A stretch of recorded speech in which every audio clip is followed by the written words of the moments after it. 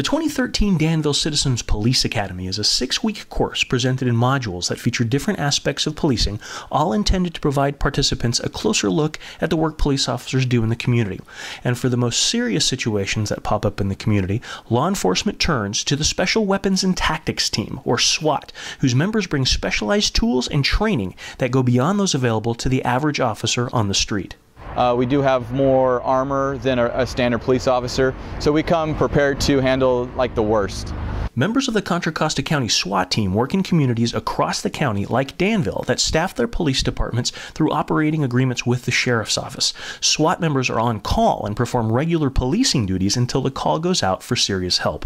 Yeah, during the day when I'm not in this uniform, I'm patrolling the mean streets of Danville in my Danville uniform and making sure everybody's safe in the town of Danville.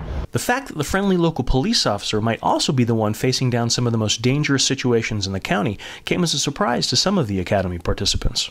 I didn't know that they pooled police officers from a regular police department to be on the SWAT team. So I learned that tonight. But the SWAT team isn't on call for just emergencies. There are duties required by law enforcement that are more frequent, but still require a high level of preparedness and specialized skills. If we're serving a warrant where there's supposed to be a lot of guns, I think I'd like to go in with a lot more armor and tactics than as in my regular duty gear where I just have a standard vest and just my duty weapon, because we do carry bigger caliber weapons as a SWAT member. Indeed, the additional armor and larger caliber weapons carried by SWAT officers were among the first things noticed by Academy participants, especially after having the opportunity to lift the approximately 50 pounds of gear and special armored vest worn by the officers. My favorite part was when Bobby just was showing the equipment that he wears and the heavy gear that he puts on. And he says he has to have that in,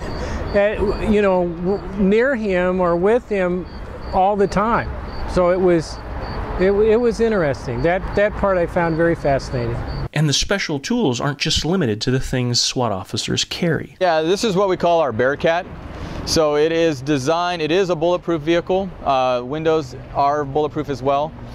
So we use this vehicle to transport ourselves to and from a SWAT operation, where it either be a warrant, some other situation where the suspects may be armed or dangerous.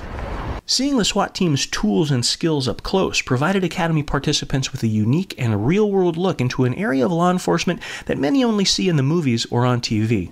You really learn a lot, and you really see a lot, and you really pick up a lot more than you would see on some movie or some like Cops or something like that. But for the officers involved in the SWAT team, the message to the community is that the professionals behind the badges are staying sharp and are prepared to handle difficult situations beyond just day-to-day patrolling. We are utilized for something more than just daily patrols.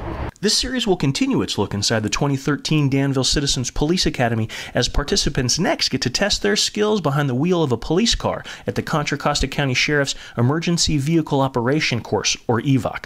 For News 24 680, I'm Sean Yokomizo.